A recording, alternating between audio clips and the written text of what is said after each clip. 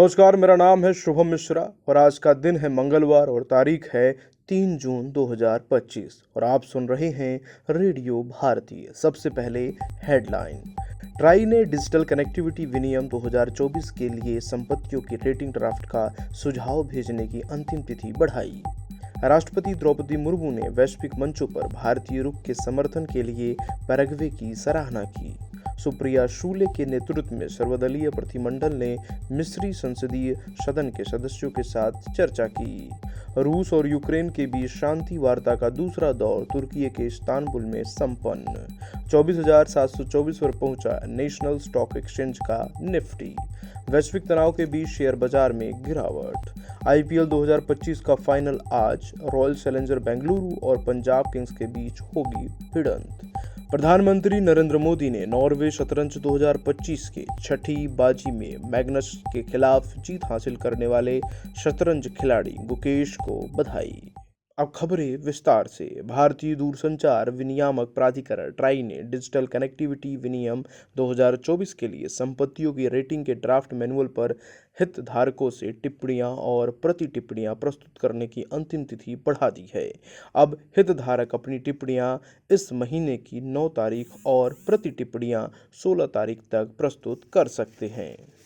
राष्ट्रपति द्रौपदी मुर्मू ने वैश्विक महत्व के मुद्दों पर संयुक्त राष्ट्र जैसे बहुपक्षीय मंचों पर भारतीय रुख का निरंतर समर्थन करने के लिए पैराग्वे की सराहना की है। पैराग्वे के राष्ट्रपति सैंटियागो पेना पलासियोस का कल राष्ट्रपति भवन में स्वागत करते हुए राष्ट्रपति द्रौपदी मुर्मू ने कहा कि भारत और पैराग्वे के बीच सौहार्दपूर्ण और मैत्रीपूर्ण संबंध रहे हैं।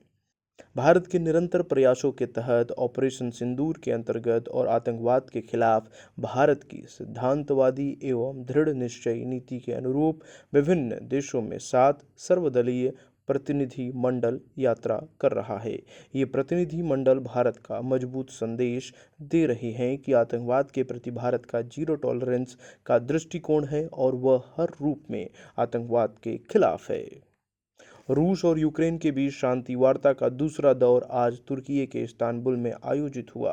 तुर्की के विदेश मंत्री हकन फिदान ने कहा कि बैठक का उद्देश्य युद्ध विराम के लिए स्थितियों का मूल्यांकन करना, रूसी और यूक्रेनी राष्ट्रपतियों के बीच संभावित बैठक पर चर्चा करना तथा कैदियों की अदला बदली के बारे में विचार करना था। एशियाई बाजारों से मिले नकारात्मक संकेतों के बीच घरेलू शेयर बाजार आज दोपहर के कारोबार में मामूली गिरावट के साथ कारोबार कर रहे थे। अंतिम समाचार मिलने तक बॉम्बे स्टॉक एक्सचेंज का सेंसेक्स 82 अंक गिरकर 81,369 पर था और नेशनल स्टॉक एक्सचेंज का निफ्टी 27 अंक नीचे आकर 24,724 पर पहुंच गया था।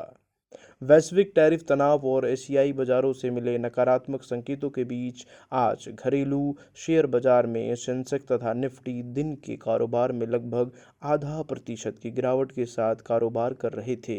अंतिम समाचार मिलने तक बॉम्बे स्टॉक एक्सचेंज का सेंसेक्स 398 अंक गिरकर 81,053 पर था और नेशनल स्टॉक एक्सचेंज का निफ्टी 118 अंक नीचे आकर 24,633 अंक पर पहुंच गया था। इंडियन प्रीमियर लीग आईपीएल 2025 का फाइनल मैच आज खेला जाएगा। रॉयल चैलेंजर बेंगलुरु और पंजाब किंग्स के बीच यह खिताबी मैच अहमदाबाद के नरेंद्र मोदी स्टेडियम में शाम 7:30 बजे खेला जाएगा। प्रधानमंत्री नरेंद्र मोदी ने नॉर्वे शतरंज 2025 के छठी बाजी में मैग्नस के खिलाफ जीत हासिल करने वाले शतरंज खिलाड़ी गुकेश को बधाई दी है। सोशल मीडिया पर पोस्ट में प्रधानमंत्री मोदी ने कहा कि गुकेश की यह असाधारण उपलब्धि है। अब हम लेते हैं आपसे अलविदा इस वादे के साथ कि आप बने रहेंगे रेडियो भारती के साथ। धन्यवाद।